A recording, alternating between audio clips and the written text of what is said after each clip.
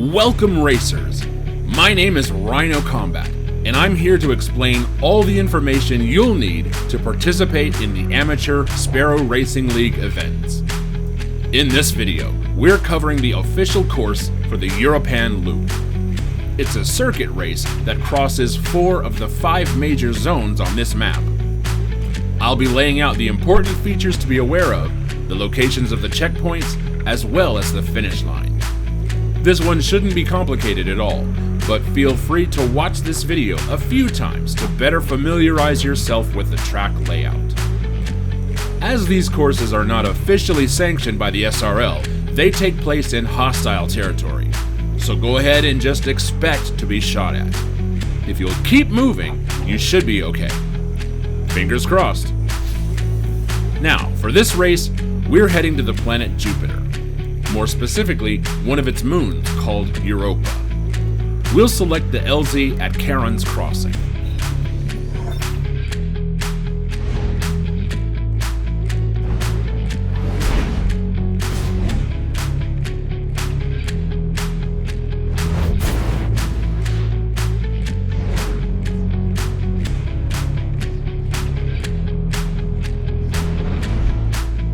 When you arrive, you'll be right there at the starting line, facing the building that Barracks is in.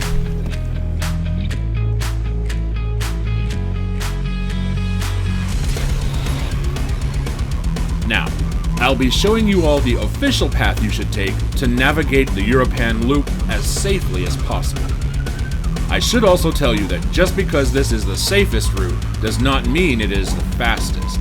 There are a few more direct routes as well as some alternate paths you may want to consider in your race to the finish line. The first items of consideration are the choke points. A choke point is an area where free travel is restricted to a very limited number of paths, oftentimes only one. These are places you'll want to keep in mind and make as clean an approach to so that you don't lose any speed or time when you get there. This map is littered with choke points, and as far as races go, it's almost as linear as you can get. The first choke point is coming up right out of the gate. As soon as you leave Charon's Crossing toward Cadmus Ridge, you'll find yourself high on a ledge. Really hug the insides of the turns here because there is no outside.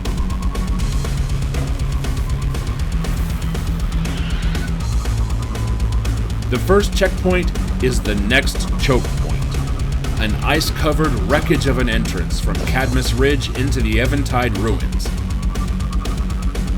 There's nothing particularly difficult or hazardous about navigating this choke point, but there are a couple of obstacles that could bring your progress to a halt.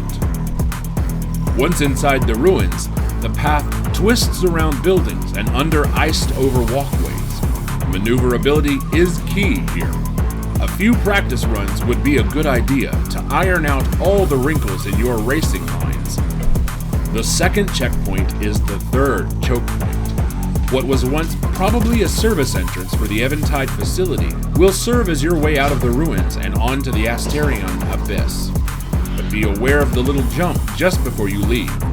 Underestimating it could prove costly for the more reckless racers. Up ahead is a fork in the path. If you want to close the loop, you'll be taking the right. To get to the finish line, head left. The right path will take you to our third checkpoint and our fourth choke point. This crevice in the ice will pass you through a couple of quick, sharp turns before it spits you out into Cadmus Ridge. Continue on this route as you previously had with the next checkpoint being the ice-covered wreckage leading into the Eventide ruins.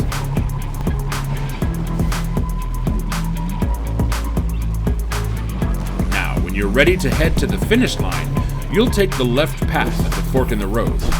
It'll take you to our 5th choke point. Straightforward and no tricks. There are also no shortcuts accessible by sparrows here.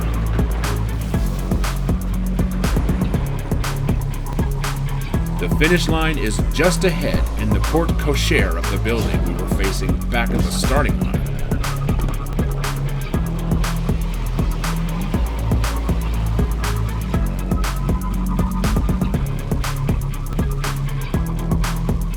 Congratulations, you've completed the Europan Loop.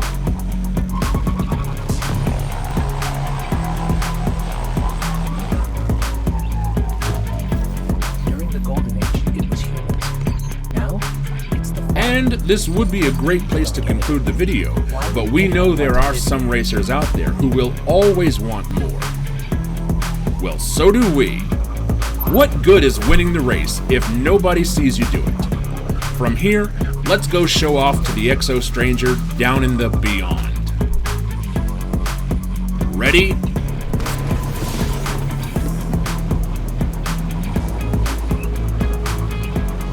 Floor it!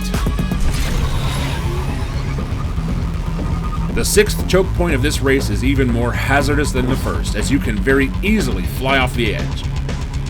The cave's low ceiling will do a downward POV absolutely no favors, so keep your camera view horizontal.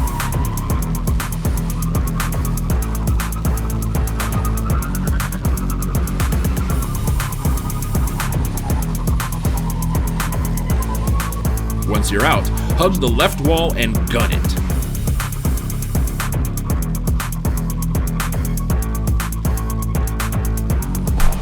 And there you have it. We hope this video was inspiring enough to provoke you to action, educational enough to inform you of what to expect out there, and thrilling enough to hold your attention to the end.